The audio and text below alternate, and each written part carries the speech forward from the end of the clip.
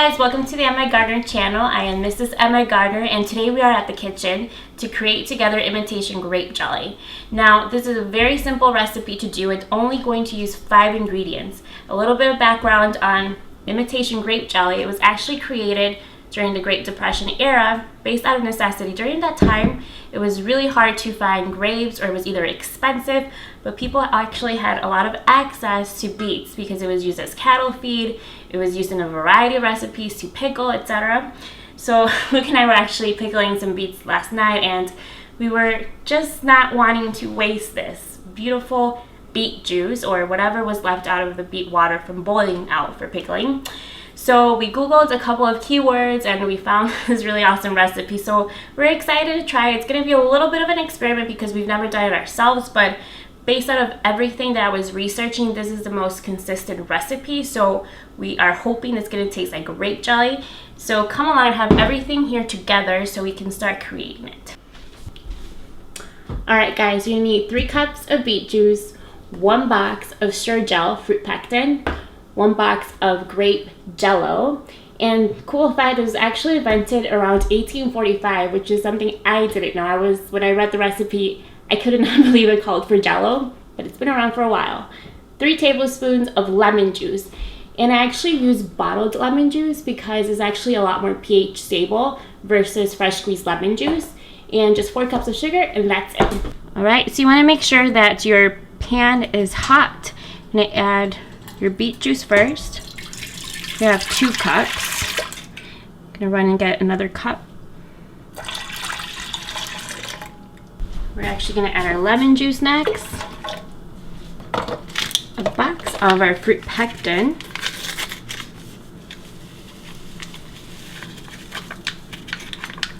And you want to wait for this to boil. You're just gonna let it boil for a minute. Make sure you mix everything evenly. Let's just scratch that. Okay. Right. Just mix it. You know the deal. So one thing to keep in mind is to just keep stirring consistently. That way the pectin's not going to end up sticking to the bottom. And again, everything will just be evenly mixed. There's our timer. Now that I've added my sugar, we're going to let this boil for 6 minutes. So Luke and I have actually gotten extremely interested in food preservation now that we have the space and a little bit more of the time. And I think it's really valuable to just find some recipes where you can get creative with any leftovers or anything that you would just regard as waste. So this is a really fun recipe to follow. So I'm excited, and just drop a comment below and see which are some canning go-to recipes that you have and treasured for or just discovered. So Luke was asking me my thoughts on food preservation in general, and I actually think that it has become a lost art, something that, you know, because due to convenience nowadays, people have lost the art of it or the knowledge of it, but it is something that we see more and more people interested about, such as all the fermentation buzz of like fermented foods, sauerkraut, kombucha, things like that. So there might be a little bit of a renaissance, you could call it, that it's going on, but it is definitely something that it's worth a try to just learn to do.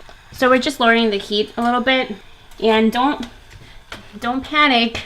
We have not forgotten this. This actually goes in last. So we're almost there. There's about 30 seconds or so left. There's our timer. Now you want to remove it from the heat, and then you're going to add your jello now.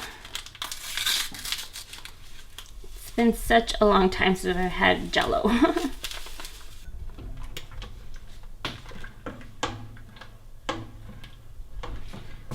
So you just want to be incorporating the jello at this point. You don't want to see any chunks or anything like that.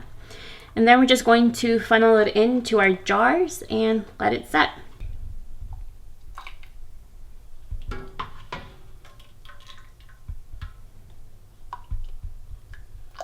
I would definitely advise you guys to invest in a funnel when canning. It's not even an investment, it's like a must. It keeps things a lot neater. So we were able to make 3 half pints and 2 full pints out of this mix, which I think it's a great turnout. And the last step is that you want to ensure a proper seal, and the way you do that is by making sure you have 1/2 inch of headspace. Headspace just means the distance between the top of your can and between where your liquid ends. And you want to make sure that there's just that space for a proper seal. So here's a taste test of our Imitation Grape jelly. It tastes exactly the same as grape jelly, no kidding. And I think it's actually going to taste a lot better once it's fully set, but wow. You can definitely give this to your kids and they will not know that it's Beets. So thank you so much guys for just tuning in and creating this awesome recipe with me.